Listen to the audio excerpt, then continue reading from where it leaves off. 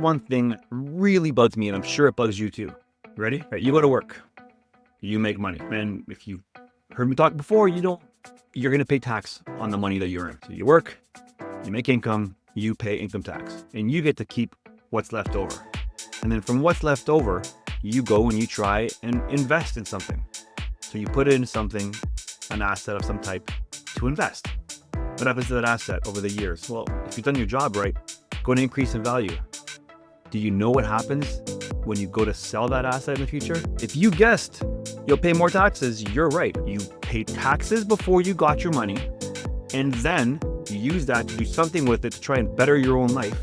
And when it did increase in value, whether it did because it deserved to or because inflation made it go up is irrelevant.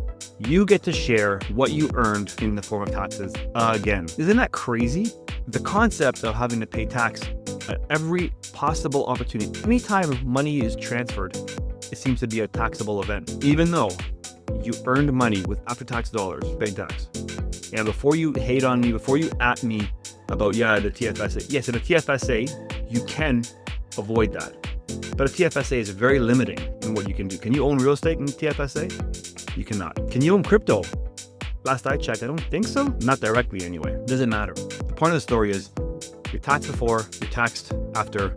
You can't escape this whole taxation. But there is a way. There is a way in the form of a money mansion. I encourage you to read all about it in Get Wealthed Up.